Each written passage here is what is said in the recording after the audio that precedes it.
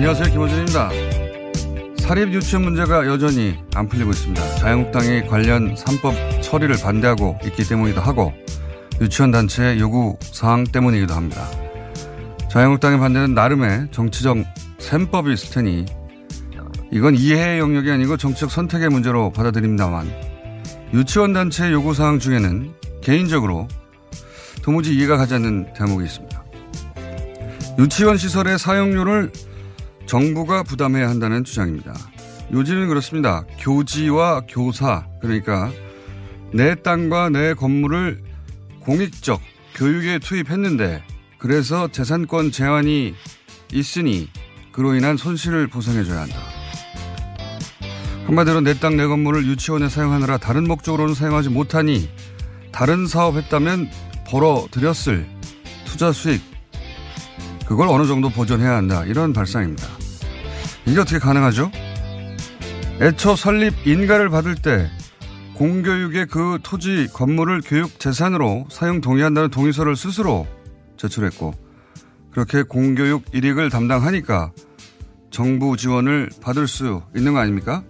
근데 왜 여기서 그 시설로 다른 사업을 했다면 벌어들였을 수익에 대한 아쉬움이 나오는 걸까요? 정부가 유치원 사업을 하라고 강제한 게 아니잖아요? 그걸 왜 정부가 보상해야 하는 겁니까? 이게 도저히 이해가 안 갑니다. 김어준 생각이었습니다.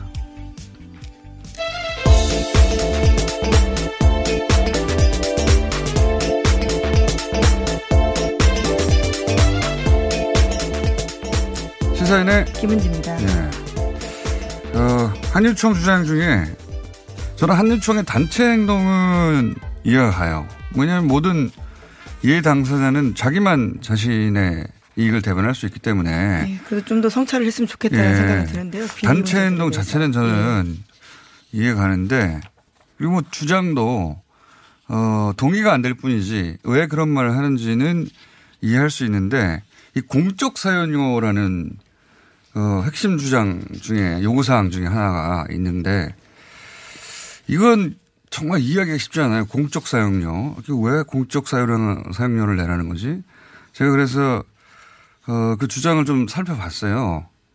이걸 한 문장으로 말하면은 공익적 유아 교육에 제공하느라고 재산권 제한이 있기 때문에 보상이 제공돼야 한다. 네, 정부로부터 그런 보조금이 필요하다. 이게 무슨 말인지 잘 이해가 안 가지 않습니까? 예. 전반적으로 잘 이해가 안 가요. 네, 그게 저도 처음에 이게 무슨 말인가. 이것 때문에 대립하는 면도 있어요. 이 주장 때문에. 근데 이 말을 풀면 뭐냐면 공익적 일을 한다. 그러니까 내 땅과 건물을 제공하고 있지 않냐. 이게 사립유치원은 처음부터 자기 땅과 자기 건물이 있어야 그리고 그 설립 기준에 맞춰져야 설립 인가가 납니다. 그러니까 자기 땅과 자기 건물이에요. 그러니까 내 땅과 내 건물이 유치원 사업이 묶여 있어서 뭐 다른 임대 사업이나 그런 걸 못하지 않느냐. 그러니까 재산권이 제한된다. 그런데 공익적 일을 하는데 그렇게 내 재산이 묶였다. 그러니까 정부가 내가 다른 사업 했으면 벌어들였을 투자 수익 그걸 좀 보존해줘야 한다. 이거예요. 그러니까 정부에서 돈 달라라는 이야기로. 이게 저는 이해가 안 가는 게 이 주장이 성립되려면 자기가 다른 사업 하고 싶은데 정부가 그 땅을 강제로 징발. 그렇죠. 선택의 자유가 있습니다. 법적으로 수용을 해가지고 강제로 그걸 하게 만들었어야 되는데 그래서 나는 다른 사업 하고 싶은데 공익적 사업에 내가 묶였다.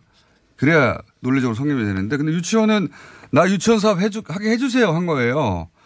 그러면서 신청을 하고 동의서를 쓰고 그리고 인가를 받고 그랬더니 정부가 지원을 한 거란 말이죠. 공익적 사업을 하니까. 누구도 강제한 게 아닌데 이게 왜 이런 주장이 나오는지 이게 이해가 안 가죠. 네. 그리고 지금 나오는 내용들도 되게 회계를 투명하게 하겠다라는 부분들인데요. 여기까지 왜 가는지 잘 이해가 안 갑니다. 그건 뭐 원래 하던 관성이 있고 이거는 원래 하던 대로 해주세요라면 이건 새로운 주장이에요. 그렇죠. 예, 새로운 주장인데 돈 더 달라는 건데 그래서 제가 왜 이런 주장이 이게 가능할까 이해를 해야 비판을 할 수 있으니까. 그리고 이게 지금 계속 막혀 있으니까 그리고 이걸 다른 곳에서 해설해 주길 기대했는데 해설을 안 해줘서 제가 시도를 해보는 겁니다. 감정이입을 한번 해봤어요. 내재적 접근을 하시겠다. 그러니까 거죠. 건물주가 돼서 생각을 해봤다 이거죠. 건물주가 돼서 왜 이런 발상이 나올까. 자, 땅이 있고 건물이 있어요. 유치원 사업을 하면 정부 지원을 받는다고 해서 했어요. 근데 가만 보니까 건물에 다른 임대 사업을 했으면 하는데 그거는 이제 못해요. 그리고 또 다른 사업으로 돈을 번 사람도 눈에 들어옵니다. 그러니까 이미 주어진 돈은 당연한 것이고 아쉬움이 생기는 거예요. 이거 다른 사업을 여기다 더 추가적으로 한다든가 혹은 전혀 다른 사업을 했으면 수익을 더 벌 수 있지 않았을까? 본전 생각 같은 게 있는 거죠. 이거는 왜 건물에 그 세입자가 들어와가지고 장사가 잘 되면 그거 내가 하면 잘 될 것 같은데 이런 건물주들이 있지 않습니까? 괜히 세줬다 내가 할 걸. 그래서 실제로 쫓아내는 경우들도 꽤 있습니다. 젠트리피케이션 같은 것들을 이용해서요. 그게 그거하고 그 건물주의 마음하고 똑같은 거예요. 그러니까 처음부터 건물주들이 자기가 그 장사를 거기서 식당을 했으면 왜 세를 해서 잘 될 것 같았으면 왜 세를 줬겠어요. 자기가 할 자신이 없거나 그런 리스크 부담을 하기 싫어서 세를 준 거 아닙니까? 그러니까 그래서 세입자가 장사가 잘 되니까 근데 그동안 임대료를 준 세입자가 고마운 게 아니라 그걸 내가 했으면은 그 임대료 이상 벌었을 텐데 그래서 결국 쫓아내고 자기가 하다가 망하는 경우가 많죠. 네, 마음이라기보다는 심보라고 보는 게 나을 것 같은데요. 저는 이 마음과 거의 똑같은 성격의 마음이라고 봐요. 그러니까 정부가 내가 다른 장사했으면 더 벌었을 텐데 이거 보상해 줘야 되는 거 아닌가 이런 마음. 그 이상 아닙니다. 이게 저는 이건 절대로 정부가 협상에 응해서는 안 되는 대목이라고 보고 지금 안 되는 이유 중에 그러니까 협상이 진척이 안 되는 이유 중에 하나가 이거다. 이해가 안 돼서 이해해 보려고 노력해요. 예. 네, 내재적 접근이 딱히 성공하지 못했던 것으로 이해하겠습니다. 공적 사용료. 예, 이게 계속 등장하거든요. 해설이 없어서 제가 해설 한번 시도해 봤어요. 왜 진척이 안 될까? 자, 첫 번째 뉴스는 뭡니까? 네, 미국이 남북 철도 연결을 위한 공동조사를 전폭적으로 지지한다라는 뜻을 밝혔다고 합니다. 첫 번째 한미 워킹그룹에서 나온 이야기인데요. 이도훈 외교부 한반도평화교섭본부장이 현지 시각으로 20일에 미국 워싱턴에서 스티븐 비건 대북정책 특별대표와 만났습니다. 이후에 이 본부장은 한국 특파원들과 만나서 이렇게 밝혔는데 미국 쪽이 남북 철도 공동조사 사업에 대한 전폭적 지지, 스트롱 서포트를 확인했다라고 밝혔다고 이야기했습니다. 이게 이름이 많이 워킹그룹도 있고 실무회담도 있고 고위급 회담도 그렇죠. 있고 정상이 막 이거는 한미 간의 워킹그룹입니다. 요것들이 많이 등장하는데 구분을 하면 이제 한미 간의 실무회의를 하는 거예요. 한국과 그러니까 북미가 빨리 안 풀리니까 그리고 하도 남북이 먼저 간다고 하니까 이런 워킹그룹을 만들었고요. 그거 말고 이제 고위급 회담 하는 것은 폼페이오하고 네, 북미 간인데요. 네, 북미 간 만나는 것이고 그다음에 최종 정상회담이 있는 것이고요. 이제 워킹그룹이 새로 시작됐습니다. 이거는 한미 간에 하는 거고요. 네, 정례하겠다라는 뜻을 모았고요. 한 달에 2차례 정도 하겠다라는 건데요. 네, 여기서 이제 지난 10월에 원래 그 철도 있기 위해서 현지 조사를 하려고 했는데 미국이 막았죠. 막았는데 이번에는 적극적으로 지지한다. 그러니까 그 2차 북미 정상회담이 내년 초 예정되면서 나머지도 풀린 거죠. 예, 그런 겁니다. 원래 주된 의제는 아니었다라고 하는데요. 이 문제를 또 논의했고 발표를 했습니다. 어쨌든 그래서 철도 연결 착공식이 연내에 있을 수도 있지 않겠는가 연말쯤 돼서 원래 올해 내에 한다고 그랬거든요. 근데 그렇죠. 10월에 미국이 조사하러 간다는데 그 조사하는 걸 막 못하게 해가지고 바보 상태였습니다. 아주 신경질 나게 했었는데 이번에는 자기들 일정이 풀리니까 빨리 하자고 하는 중입니다. 자, 다음은요. 네, 제임스 매티스 미국 국방장관이 현지 시간으로 21일에 대규모 한미 연합훈련인 독수리 훈련의 범위를 축소하겠다라고 밝혔습니다. 로이터 통신의 보도인데요. 매티스 장관은 기자들에게 독수리 훈련은 북미 외교를 저해하지 않는 수준으로 조금 재조정되고 있다라고 말했습니다. 이 독수리 훈련은 을지 프리덤 가디언 연습, 키리졸브 연습과 함께 3대 한미 연합훈련으로 꼽히고 있습니다. K-리졸브는 사실 우리 눈에 안 보여요. 근데 독수리 훈련은 실제 야외에서 하는 그렇죠. 장비가 움직이는 훈련인데 이건 뭐 축소하겠다. 네, 통상 매년 3, 4월 정도에 열린다라고 합니다. 이것도 근데 제가 보기에는 그 2차 북미 정상회담 열리고 나면 아예 안 한다고 할 수도 있고 뭐 전혀 다른 방향으로 나아갈 수도 있습니다. 네, 그렇죠. 올해만 하더라도 4개의 한미 연합훈련이 중지나 연기가 된 바가 있거든요.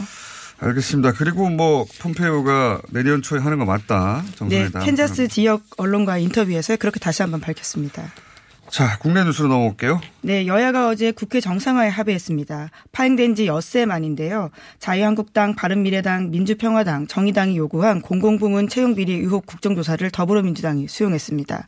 대신에 자유한국당은 내년도 예산안을 심의할 예산결산특별위원회 예산안 등 조정소의 인원을 기존의 15명에서 16명으로 늘렸습니다. 이로써 국회 정상화로 470조 5천억 원에 달하는 내년도 예산안 심사가 본격화되는데요. 하지만 국정조사 시기와 범위를 둘러싸고 다시 한번 여야 간의 갈등이 재현될 수 있다라는 관측도 나오고 있습니다. 사실 이 국회 보이콧에 숨어있는 진짜 목적은 박원순 시장이죠. 예, 박원순 시장. 왜냐하면 국정조사를 하자는 것의 핵심 내용이 박원순 시장이 채용 비리를 묵인했다. 네, 서울시 교통공 사건이 가장 메인이 될 수밖에 없는 상황인데요. 타겟이 네. 실제로는 박원순 시장입니다. 이거는 더 크게 보면 지난 대선 이후에 이제 여당 쪽에서는 굉장히 차기가 풍부했죠. 뭐 근데 안희정, 이재명 지사는 큰 타격을 입었다 보고 김경수 지사는 이제 소위 드루킹 재판을 묶여 있다고 재판 진행 중입니다. 예, 묶여 있다고 보고. 이제는 박원순이 타겟이다. 김성태 원내대표도 그렇게 얘기했고 실제로 그렇게 해서 이제 차기 주자들에게 상처를 내고 타격을 주고 그래서 차기 대권 구도에 물망에 올랐었거나 오를 수 있는 사람들을 이제 상처를 주겠다. 그런 뭐 계획인 거였죠. 그게 이 보이콧에 진짜 숨어있던 목적이었던 것 같고요. 네, 물론 합의문이 발표된 이후에요. 민주당과 정의당은 강원랜드건이 포함된다라고 주장하고 있는데요. 하지만 자유한국당과 바른미래당은 다르게 해석하고 있습니다. 자, 물론 저는 각 당의 노림수는 다 다를 거라고 봅니다. 민주평화당이나 바른미래당이 다 그런 건 아니거든요. 정의당은 마찬가지고. 근데 자유한국당의 노림수는 숨어있는 노림수 그게 분명했던 걸로 실제 그렇게 송대도 얘기했죠. 자, 다음은요. 네, 어제 전해드린 양승태 법원 행정처가 만든 판사 블랙리스트 기억하실 겁니다. 이 관련 자료에요. V자란 표시가 되어 있다라고 하는데요. 인사조처를 하기 위해서 소위 무리법관에 대한 표시라고 합니다. 음주운전이나 폭언이 아닌 양승태 대법원의 비판적인 목소리를 냈던 판사들에게 쓰여있던 표시라고 하는데요. 이 표시를 양승태 전 대법원장이 손수했다라고요. 오늘 아침 한겨레 신문이 보도하고 있습니다. 뭐 관련 뉴스 계속 연속으로 나오는데 이게 이제 엄청나게 많은 건이니까 계속 뉴스가 나오는 건데 양승태 전 대법원장의 법적 처벌은 불가피한 게 아닌가 싶어요. 이제 보니까. 예, 본인이 네, 증거들이 계속 나오고 있습니다. 예, 문건으로 나와서 그리고 실제 저 사람이 시켜서 저 사람이 시켜서는 만들 판사들이 이제 네, 증언을 드디어 하기 시작했는데요. 하기 때문에. 네. 자, 다음 주 하나 정도 더 할 시간이 있네요. 네. 네. 청와대가 정교조 법외노조 문제를요. 내년 6월 전에 마무리 짓기로 방침을 정했다라고 합니다. 정교조 문제에 매듭 짓고요. 그리고 법외노조 문제는 지금까지 박근혜 정부 재판거래 한 사례로 거론되고 있는 겁니다. 그렇군요. 이 문제를 이건 너무 짧아가지고 그럼 하나 더 할 수 있습니다. 예, 그럼 하나 더 소식 전해드리면요. 이른바 해경군 김 씨의 트위터 계정에 등록된 지메일 아이디와 똑같은 아이디가 포털 사이트 다음에서 사용됐다라고요. 경찰 조사 확인됐다라고 합니다. 그리고 이 아이디의 마지막 접속 장소가 이재명 경기지사의 자택이었다라고 하는데요. 이에 대해서 이 지사 쪽은 다음에서 사용된 아이디는 트위터와 아무런 관련이 없다면서 수사기관이 사건과 관련 없는 개인정보를 흘리면서 심각한 위법 행위를 하고 있다라고 반발하고 있습니다. 이건 아주 불리한 정황이죠. 이재명 지사한테. 소위 스모킹건이 되느냐에 대해서 굉장히 관심을 모으고 있는 사안입니다. 그렇죠. 왜냐하면 자택으로 나왔기 때문에. 근데 이제 이게 정치적 사건이 명백한데 속성이 또 IT 사건이란 말이죠. 그래서 그 의미가 정확하게 전달되지 못하는 기사가 꽤 많은데 예를 들어서 이 전화번호 꼽분하고 같다, 뭐 이메일 앞자리가 같다, 또 이런 속성의 기사들이 공통적으로 간과하고 있는 것은 요즘은 이제 계정 만들 때, 전화번호 인증을 받죠. 혹은 전화번호 인증을 받는다는 건 안 해보신 분들 거의 없을 것 같긴 한데, 네이버의 아이디를 만들어도 전화번호를 입력하고 그 인증번호가 날아오고 그걸 입력해야. 핸드폰으로 오죠. 예, 핸드폰으로. 그러니까 자기 번호기 때문에, 그렇게 인증을 했다는 것은 계정 주인이 그 전화번호의 주인과 같다는 걸 인증하게 되는 거죠. 예. 그래서 지금 전화번호 얘기가 계속 나오는 거고 이메일 얘기가 나오는 거죠. 이메일도 이제 이메일로 날아가는 경우가 있고 이메일 인증. 근데 이 계정이 만들어졌다는 2012년에는 그 트위터는 전화번호나 이메일 인증이 없었어요. 이게 제가 보기에는 검찰한테도 기소 단계에서 굉장히 골치 아픈 대목일까 보는데. 네, 해당 계정이 활동을 시작했던 2013년이라고 하는데요. 네. 말씀처럼 그때는 없었다라고 2010년, 합니다. 2013년에는 전화번호나 이메일 인증 자체가 없었기 때문에 그 말은 실제 주인이 아니더라도 그 번호 이메일을 넣을 수 있었다는 얘기란 말이죠. 그러니까 이메일과 번호가 이메일이 같다고 계정주가 같다라고 특정할 수 없다. 이게 검찰한테도 제가 보기엔 왜냐하면 검찰이 공소 유지를 해야 되니까 좀 머리가 아플 것이고 그 지점을 간과한 기사들이 좀 꽤 많습니다. 이게 같기만 하면 네. 계정주로 특정된다라고 생각하고 기사를 쓰는데 그게 그렇지가 않다는 겁니다. 법정에서는. 네, 물론 다음 아이디를 자택에서 누가 사용했는지 대해서는 이 지사 쪽에서 해명을 못하고 있는 상황이긴 합니다. 그러니까 이 기사가 제가 이 말씀을 왜 드리냐면 이메일 계정 앞자리 같은 거 아닙니까? 그런데 그게 인증된 이메일이면 그걸로 사실 빠져나가기 힘들어요. 근데 대전제 인증이 안 됐다는 거예요. 그러니까 아무나 그걸 집어넣을 수 있었다는 거죠. 이게 제가 보면 검찰 기소 단계에서 골치 아플 것이고 그럼 뭐 트위터 본사에 연락하면 되지 않느냐. 그런 기사가 굉장히 많은데 근데 이제 트위터 본사는 어떤 계정주도 확인을 안 해줍니다. 이거는 할 수 있는데 안 해주는 게 아니고 트위터는 대면하고 계정을 열어주는 게 아니잖아요. 트위터 본사도 계정주가 누군지 몰라요. 그러니까 할 수 있는데 안 해주는 게 아니라 원래 해주지 않습니다. 이건 그냥 할 수 없기 때문에 더군다나 2012년에는 또 개인정보가 없이도 개설할 수 있었기 때문에 개인정보가 없어요. 그 계정에. 다만 로그 기록이 있습니다. 지금은 앞으로 한 1년 반 정도 되거든요. 통상적인 이런 IT 업체들이. 지금은 보관기간이 그 2013년 거는 지나갔을 것이고 최근 한 1, 2년 건 있을 수 있는데 그러니까 트위터 본사가 로그 기록을 주면 그거를 수사기관이 확보해서 그 접속 IP와 특정인의 동선에 일치한다. 최순실 태블릿 그걸로 확인한 거죠. 이렇게 수사기관이 확인할 수는 있지만 트위터 본사는 그런 걸 안 해줍니다. 그러니까 트위터 본사에 물어보면 다 해결된다. 계정주인 것도 계정주가 아닌 것도. 그건 사실이 아니에요. 네, 또 휴대전화를 확인하면 좀 좋을 텐데요. 그게 또 불가능한 상황이라고 하고 있습니다. 그러니까 이게 그렇다고 이재명 지사한테 유리하냐? 아닙니다. 거꾸로 이재명 지사가 아니라는 걸 입증하기도 불가능한 거예요. 제가 보기에는 공소 유지 차원에서 검찰도 골치가 아프고 방어도 골치가 아픕니다. 이거 관련해서는 시간이 없네요. 오늘 여기까지 하고요. 네. IT적 관점에서는 쉽지는 않다. 예. 공격도 방어도 그런 지점이 있습니다. 자, 오늘 여기까지 하겠습니다. 시사인의 김은지였습니다. 감사합니다. 얼마 전에 태양광 가짜뉴스 오해와 진실이라는 토론회가 열렸습니다. 왜냐? 최근에 보수 언론을 중심으로 그리고 인터넷상에서도 이 태양광 가짜뉴스가 굉장히 많습니다. 이 문제 민원위원회 김원경 사무처장과 잠깐 짚어보겠습니다. 안녕하세요. 안녕하세요. 예. 이거 모르시는 분들도 많을 텐데 그런 토론회가 있었다는 게. 예. 그러니까 태양광 관련한 가짜뉴스 혹은 신재생 에너지와 관련한 가짜뉴스가 갑자기 최근에 많이 나오나 보죠? 예, 요즘 많이 늘어났어요. 네. 그러니까 뭐 굉장히 여러 가지 어려운 주제로 나오기 때문에 여러분들이 자세히 읽기에는 좀 귀찮으실 거예요. 그런데 결론은 하나예요. 결론은 뭡니까? 태양광이 오히려 인체에 해가 많다. 뭐 여러 가지 발암물질이 나온다 등. 예, 그런 내용. 태양광 어디서 발암물질이 나온다는 거예요? 전지에서. 태양광 패널. 예, 패널이 이제 폐패널이 되면은 그것에서 이제 그 발암물질이 있는 거, 중금속 이런 것들이 나온다라는 거. 그다음에 이제 효율성이 떨어진다. 뭐 핵에 비해서. 효율성은 뭐 높진 않죠. 네, 그런 여러 가지. 그러니까 지금 우리가 하고 있는 그 핵 발전보다 태양광이 결코 안전하지도 않고 그리고 효율성도 떨어진다. 뭐 이런 주장을 계속 여러 가지 버전으로 이제 내놓고 있는 거다.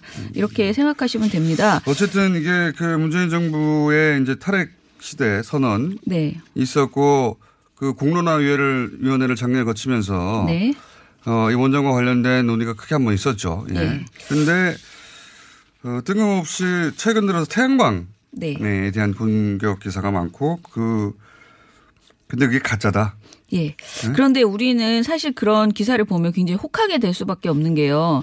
저는 이렇게 생각해요. 우리 국민들의 대다수가 엄청난 찬핵론자, 뼛속까지 찬핵론자일 수밖에 없어요. 왜냐하면 우리는 교육을 받아서 그래요. 계속 그렇게 교육을 학교에서부터 받았거든요. 어릴 네. 때부터 원자력이 친환경이고 깨끗하고 안전하다는 그렇죠. 저도 어릴 때부터 교육받았거든요. 그러니까 저는 핵이라고 부르지 않고 원자력이라고 부르는 것 자체가 일종의 왜곡된 프레임이라고 생각을 하는데요.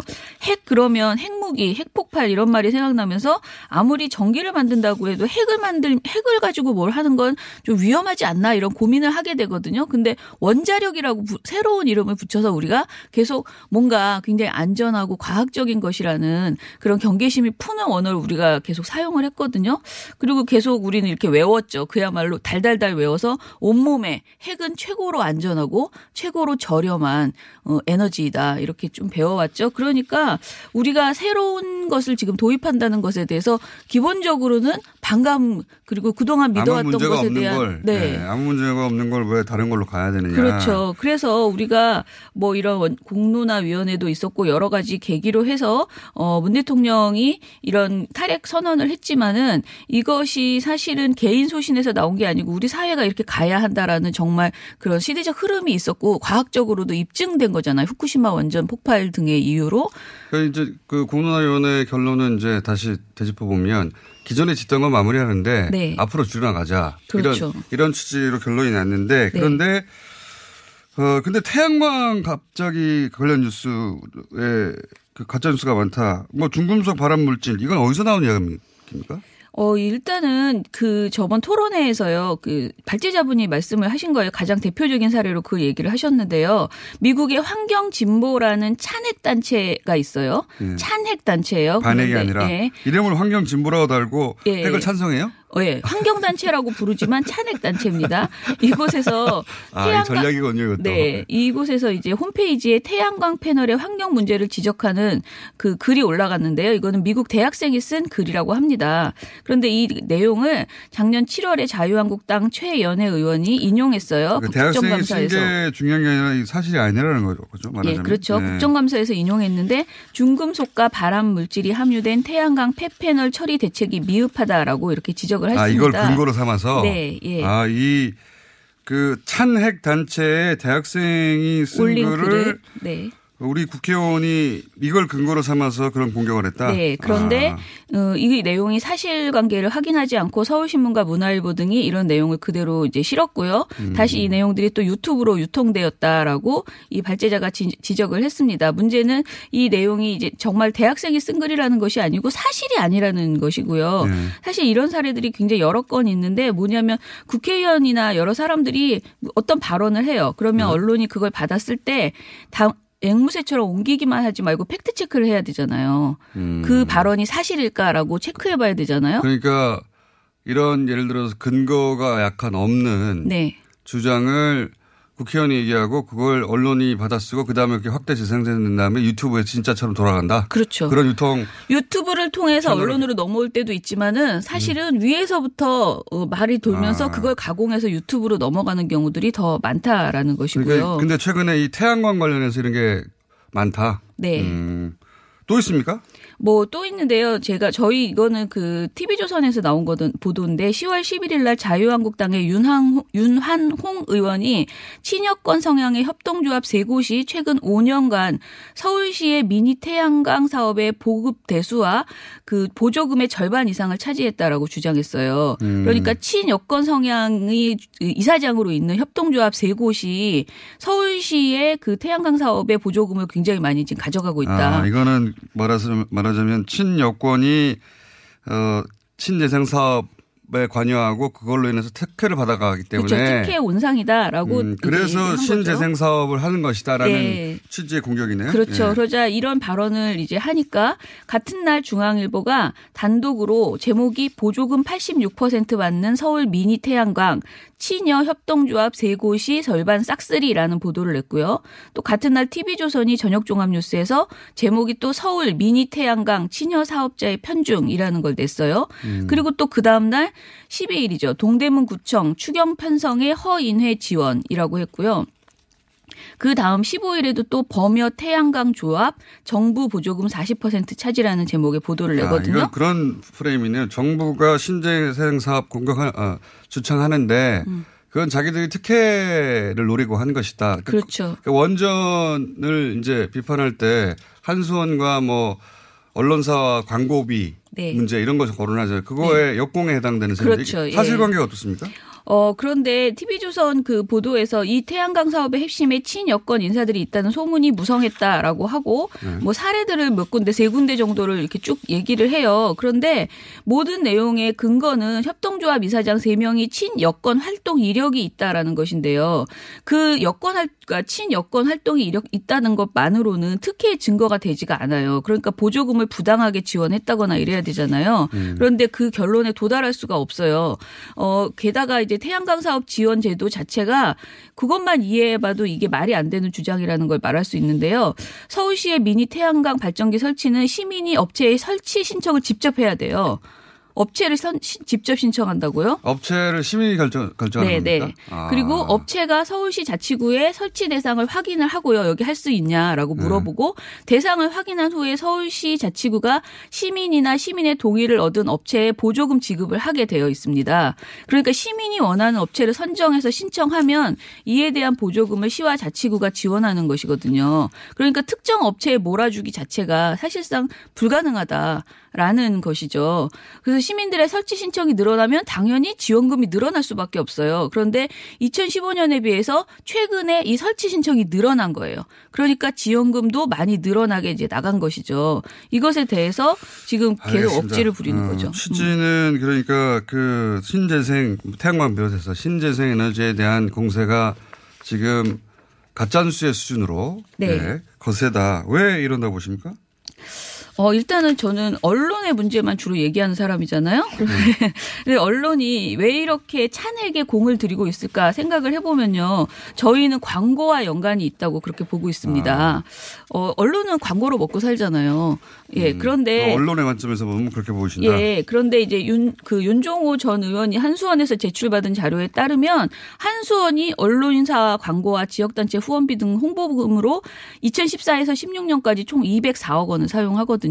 그리고 지난달에 노컷뉴스에서 공개한 바에 따라도 2017년에 한수원이 인쇄 광고비로 조선일보에 1억 2,900만 원을 집행을 했어요. 그래서 거의 모든 언론에 이렇게 나눠주기식으로 이제 쭉 광고를 집행을 하거든요. 알겠습니다. 언론 감시센터니까 그래도 한 가지만 더 말해야 되는데. 그래요? 이제 끝나셔야 되는데. 꼭 한수원 광고 때문은 아니고요. 사실은 그 뒤에는 이 원전 사업에 가담되어 있는 같이 활동하고 있는 원전이 없으면 정말 큰일 나는 그런 대형 건설사들이 너무나 많아서요. 그들의 광고도 있다는 거예요. 그러니까 한수원 광고 고작 그것만으로 이렇게 할 수는 없다라고 생각을 하고요. 가장 큰 일은 사실은 이 정부의 어떤 정책 중에서 비판할 수 있는 고리라고 생각해서 또 이제 보수 언론들이 이 주제를 그렇겠죠. 접근한다고도 생각을 합니다. 그러니까 뭐 문재인 정부의 그 핵심 정책 중에 하나 탈원전이니까 그러니까요. 거기에 대한 공세도 있고 근데 태양광에 집중하는 것은 제가 보기에는 그러니까 정치적 관점입니다. 이건 그 미디어적 관점이 아니라 박원순 시장을 타겟으로 하는 것도 있네요. 예. 박원순 시장이 다음 아주 많이 이게 연관되어 있습니다. 그렇죠. 서울시에서 이걸 적극적으로 하기 때문에 정치적 관점에서 해석하자면 다음 타겟은 박원순 시장인가 보다 하는 시그널이 굉장히 많습니다. 자, 오늘은 여기까지 하겠습니다. 민원위원 김원경 사무처장이었습니다. 감사합니다. 바로 이어서 합니까? 네, 바로 이어서 합니다. 왜냐하면 이어진 주제거든요. 오랜만에 민주당 김영건 의원 나오셨습니다. 안녕하십니까? 예, 안녕하세요. 네. 농민을 대표하고 또 한우 농가들을 대변하시는 분인데 갑자기 이 재생에너지 문제를 들고 나오셨어요. 예. 이게 가짜뉴스 얘기하다가 태양광 관련 가짜뉴스, 신재생 가짜뉴스 굉장히 많다. 지금 방금 전해드렸는데 최근에 특정 시점에 특정 뉴스가 갑자기 막 증폭하면 이유가 있는 거죠. 예. 근데 오늘은 이 재생에너지 문제 어떤 게 있기 때문에 이거 들고 나오신 겁니까? 제가 작년에도 예결위원회하고 올해도 예결위원회를 하는데요. 예결위원장에 들어와서 이제 일부 여당 의원들 중에는 주구장창 원전 얘기만 해요. 그래요? 네.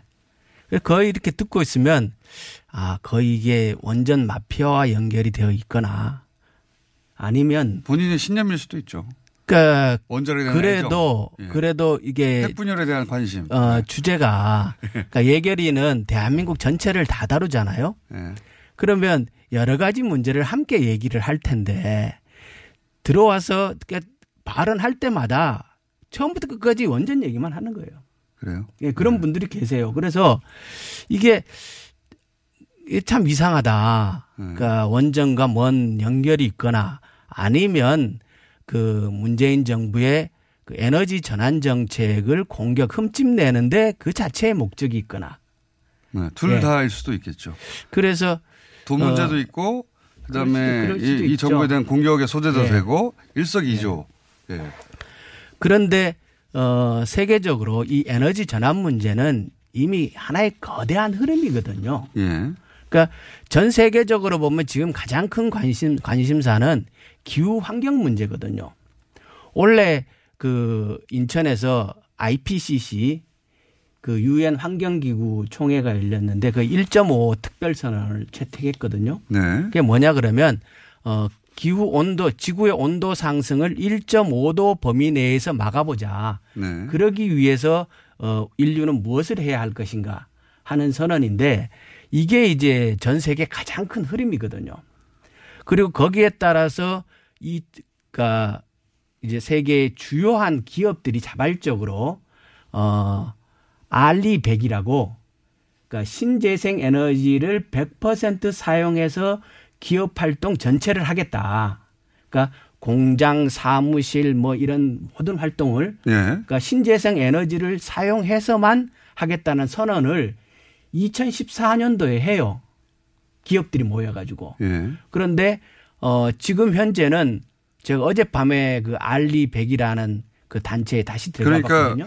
그러니까 그 친환경적으로 만든 부품만 사용하자 이런 겁니까? 기업 활동을 하는데 필요한 에너지, 사무실을 운영하고 공장을 운영하고 모든 그 활동 있지 않습니까? 네. 거기에 사용하는 에너지를 신재생 에너지로만 쓰겠다는 선언이에요. 아, 그렇군요. 그러니까 어려운 일이네. 화력과 원자력을 쓰지 않고 네. 신재생 에너지를 가지고 기업 활동 전체를 하겠다. 몇 년도까지라는 선언이에요. 거기 보면 2050년도까지 자기네는 어떻게 하겠다. 기업들이. 기업들이. 그 기업 선언에 참여한 기업들이 어떤 기업들이 있냐면 우리가 아는 기업들이 굉장히 많아요. 이케아, 애플, 뭐 켈로그, 코카콜라, 존슨앤존슨, 뭐 GM, BMW, 야, 이거 애플. 어려운 선언인데. 그러니까 자기들 사무실 운영하고 자기들 공장 돌리고 예, 자기 관련 건물 여기에 들어가는 모든 에너지는 신재생 에너지로만 하겠다. 에너지로만 쓰겠다라는 선언이에요. 예. 몇 년도까지. 예, 그런데요. 그런데 그 선언을 2014년도 뉴욕에서 세계 기후 그룹이라는 거기 이제 그 주간이 있거든요. 그 주간에서 그 선언을 했고 거기에 이제 민간 기업들이 참여하기 시작을 해서 자발적으로 전 세계 주요한 기업들이 그러한 선언을 해요. 그러면 이제 전 세계 기업들이 그러한 신재생 에너지로만 기업 활동을 하겠다는 얘기는 부품도 그것으로만 납품받겠다는 뜻이거든요. 그래요? 예. 그러면 신재생 에너지로만 쓴 부품을 납품받겠다는 거예요. 또 그럼 우리 기업 입장에서는 우린 중간 제품을 생산해서 납품을 많이 하지 않습니까? 예를 들어서 SK 하이닉스가 애플에다가 그 반도체를 공급한단 말이에요. 그런데 애플은 이미 그 선언에 동참을 했고 알리100이라는 선언에 동참을 했고 그리고 현재는 애플 본사에서는 이미 쓰는 모든 에너지를 신재생 에너지를 대체한 상황이에요. 이미. 이미 했고. 예. 그런데 그러면 그 관계사들도 이 기준을 충족시키는 관계사들과 일을 하게 된다. 일을 하게 된다. 요구를 하는 거죠. 그러니까 본사 가장 순서가 어떻게 되냐면 본사에 쓰는 에너지를 신재생 에너지로 전환하고 그다음에 자사들을 전환하고 그다음에 협력업체들에게 요구를 하는 거예요. 순서가 이렇게 나가거든요. 그래서 2015년도 12월에 애플에서 실사팀이 SK 하이닉스에 찾아왔었어요. 네. 와서 그러니까 신재생 에너지로 납품한 생산한 실사로 왔었어요? 실사로 왔었어요. 그 목적으로? 그 목적으로 15년 12월에 왔는데. 그러니까 자, 제가 정리해 볼게요, 의원님. 의원님 이제 왜 이 얘기를 하시는지 드디어 이해했습니다. 그러니까 이 재생에너지 관련해 가지고 많은 프레임이 그거 이제 효율도 떨어지고 그리고 경제성도 낮지만 미래를 위해서 해야 되지 않느냐 이런 정도의 취지로 항상 말해왔는데 그게 아니다. 이제는 이 신재생 에너지로 넘어가지 않으면 기업 활동을 할 수 없다 이 얘기예요. 그러니까 기업 활동이 점점 어려워진다. 왜냐하면 이런 선도 기업들이 그렇게 선언하고 이미 그렇게 탈바꿈이 되어 가고 있는데 우리가 굉장히 뒤처지고 있는 거다 이거는. 그러니까 우리는 이 개념과 발상이 그런 우리 말씀이시네요. 원전 얘기하는 사람들은 딴 세상 얘기하고 있는 거예요. 세상이 이런 방향으로 계속 나아가고 있고 실제로 이미 이만큼 진척됐는데 계속 원전에만 매달리고 있다. 지금 탈원전이 중요한 게 아니고 원전을 하느냐 마느냐가 문제가 아니고 이미 세상은 신재생 에너지로 쓴 에너지를 가지고 만든 그 제품을 가지고 돌아가는 그 기업 활동을 하도록 선언을 다 하고 있고 그 선언에 세계 인류 기업들이 다 동참을 하고 있고 다는 아니어도 많은 기업들이 굉장히 많은 수가 어제 날짜로 155개 업체 전 세계 탑 클래스가 기업. 그러니까 지금 방송 들으시는 분들이 그렇군요. R200 영어로 R2하고 아라비아 숫자 100이라는 숫자를 쳐가지고 바로 들어가 보세요. 이 기업들이 표방한 것은 우리가 먼저 나서서 그러니까 신재생 에너지로만 지속 가능한 사회를 만들겠다. 그렇죠. 그러니까 그렇게 해야 1.5 선언이 가능하다는 거예요. 무슨 얘기인지 이해했습니다. 그런데 요즘 거꾸로 우리나라에서는 이 태양광 에너지와 관련한 혹은 뭐 신재생 에너지와 관련한 가짜 뉴스가 폭주하고 있다. 딴 세상 사는 거예요, 우리나라가. 이건 정치적 목적 때문에 그러는 걸로 봅니다. 아, 그런 관점이군요. 그래서 아까 말씀드린 SK 하이닉스 2015년도에 실사로 왔는데. 의원님 이해했는데 이제. 한국은 도저히 그럴 수 있는 상황이 아니라는 거예요. 그래서 그때 요구를 못하고 갔어요. 그런데 애플은 지금 보면은 전 세계 협력업체 23개국에 그 언제까지 그걸 하겠다는 서약을 다 받고 있어요. 그러면 애플이 언제까지 SK 하이닉스의 반도체를 공급받겠냐는 거죠. 우리가 전환 안 하면. 무슨 얘기인지 알겠습니다. 그러니까 이게 경제적 관점에서도 왜냐하면 이 탑클래스의 기업들이 계속 여기 동참하고 있기 때문에 경제적 관점에서도 큰 문제다 이제. 이게 자꾸 제가 더 얘기를 할게요. LG화학에서 전기배터리 생산합니다. 전기배터리 생산해가지고 BMW에 납품을 하는데 BMW에서 한국에 찾아왔어요. 신재생 에너지로 생산한 전기 배터리를 납품을 해라. 그러니까 한국엔 현재 여건이 전혀 안 돼 있지 않습니까? 그래서 LG화학이 그 공장을 폴란드로 이전을 해가지고 생산을 하려고 하다가 계약 자체가 무산됐어요. 다시 LG화학에 지금 폭스바겐에서 전기 배터리를 생산한 재생에너지 생산한 전기 배터리를 납품해라라고 요구를 하고 있어요. 그러면 우리나라 지금 현재 여건은 우리 신재생 에너지 그 세계 에너지 기구 조건으로는 2%밖에 안 돼요. 신재생 에너지 비율이. 우리 지금 국내 기준은 7%라고 얘기하는데 이것은 폐열을 이용한 열합병 에너지까지 포함해서 그런 거지 국제 기준에는 2%밖에 안 되거든요. 알겠습니다. 그러니까 전혀 공급할 수 있는 형태가 안 되니까 기업들이 지금 삼성도 해외 공장에서는 몇 년도까지 100%를 도달하겠다라는 얘기만 해요. 국내에는 아무런 대책이 없는 거예요. 아, 오히려 해외에서 그렇게 하겠다고 하고 있고 국내 기업도 왜냐하면 해외에서 그걸 요구하니까. 해외에서 하니까. 세계적 추세이기도 하고. 그런데 국내에서는 거꾸로 가고 있다는 말씀이시네요. 국내에서는 신재생 에너지 생산 기반도 너무 약하고 그다음에 우리는 에너지 공급망 자체도 그 제도가 안 돼 있는 거예요. 의원님. 준비된 시간이 끝났습니다, 이제. 그래요? 끝난 지 한참 지났는데. 왜냐하면 저희가 원포인트로 가짜뉴스와 더불어서 이 신재생 에너지를 전혀 다른 관점에서 얘기하고자. 나 이 얘기 할 얘기 너무 많은데. 그럼 한 번 더 오실게요. 너무 아쉬워하지 마시고요. 오늘 문제의식은 충분히 전달됐습니다. 대신 또 모시겠다는 말씀 또 약속드리겠습니다. 이 주제가 전혀 들어보지 못한 얘기라서, 리프레싱 합니다. 감사합니다. 더불어민주당의 김영건 의원이었습니다. 예, 고맙습니다. 전국 법관 대표회에서 현직 판사들이 탄핵소추 검토할 만하다. 예. 그런 결의를 했죠. 검토해야 한다. 그런데 이 탄핵소추위원이 되어야 할 국회 탄핵시 법사위원장이 법관 탄핵을 강하게 반대하고 있습니다. 네. 민주당 박주민 최고위원 연결돼 있습니다. 안녕하십니까? 예, 안녕하십니까? 시간이 좀 짧아가지고요. 네. 이 문제 관련해서는 지난번에 연결했을 때도 본회의에 이게 올라가면 법사위원장이 반대하는데 이게 잘 진척이 되겠냐 얘기했었는데 실제 반대를 하고 있습니다. 네.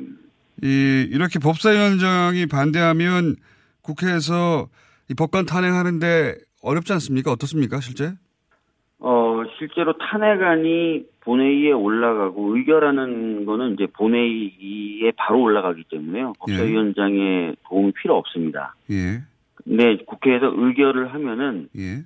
그게 헌법재판소로 넘어가지 않습니까? 그렇죠. 예. 박근혜 전 대통령 때도 그랬죠. 그래서 예. 마지막에 이제 다들 기억하시겠지만 뭐 박근혜 대통령을 파면한다 이런 식의 이제 선고 문구가 나오면 진짜 이제 탄핵이 되는 건데. 예.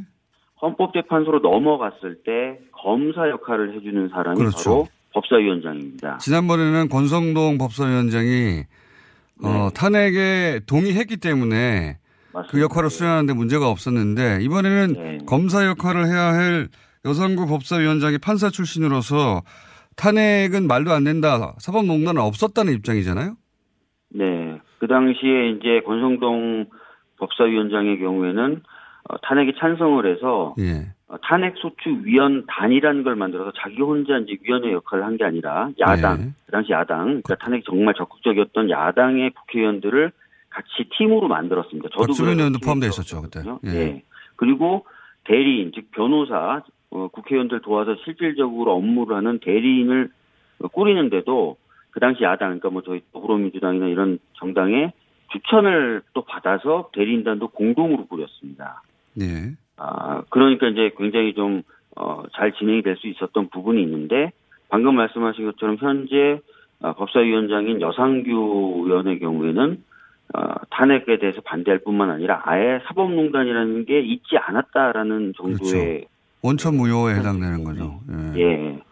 만약에 이제 이분이 검사 역할을 맡았을 때 제대로 그러면은 할 것이냐, 또 예전처럼 여당의 참여나 다른 야당의 탄핵에 찬성했던 다른 야당의 참여를 보장해 줄 것이냐, 그런 부분에 있어서는 약간 회의적인 건 사실입니다. 예. 근데 이제 그게 법사위원장의 이제 개인 소신인데 국회가 의결을 하는 사안인데 그 법사위원장 개인 의견으로 반대 의견을 가졌다고 해서 이 전체 절차에 실제로 어떤 관계를 할 수 있을까요?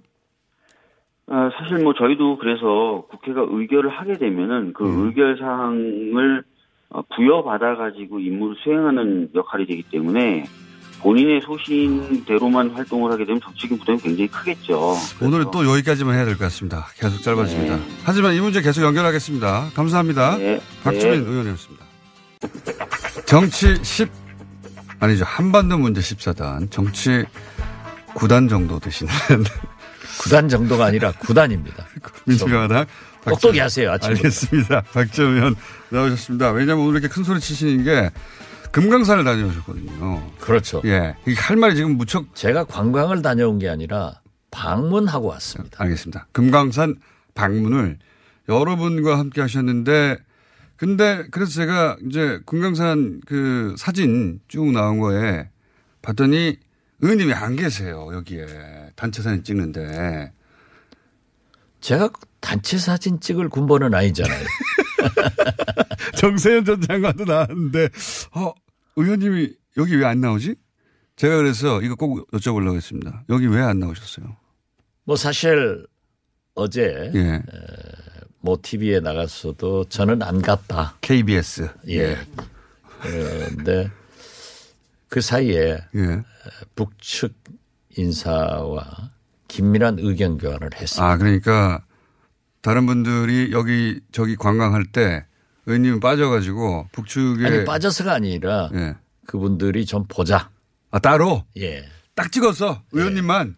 모르죠. 저는 다른 분도 어떻게 만났는지 모르지만은 아무튼 저는 일행들과 함께 단체 활동을 안 해서 유인 그래서 저는 금강산 관광을 간 게 아니라 금강산을 방문하고 왔다.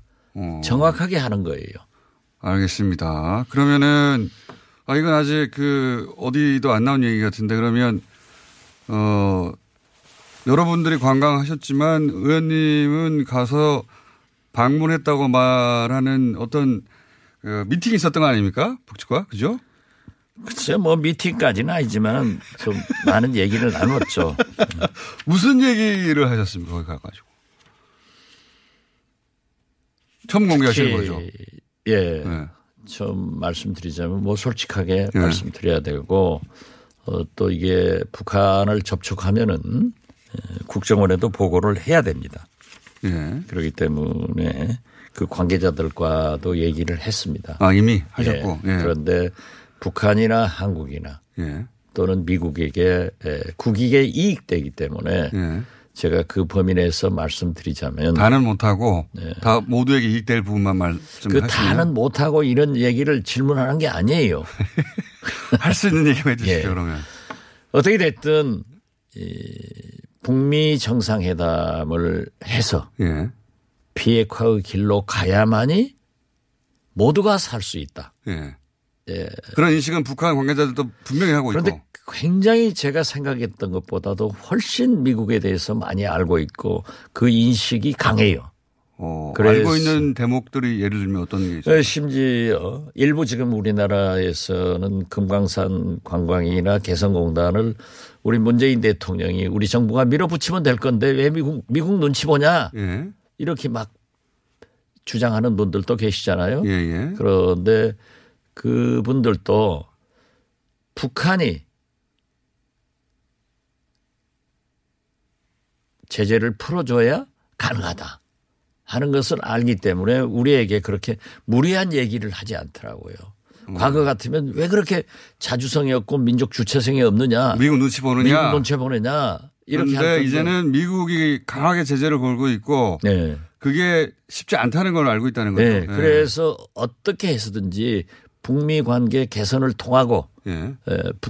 우리 한국이 문재인 대통령이 그러한 역할을 좀 잘해줬으면 좋겠다 하는 간절한 희망을 가지고 있더라고요. 그러니까 그 현재 정세와 구도는 정확하게 이해하고 있다는 얘기네요. 그렇죠. 예.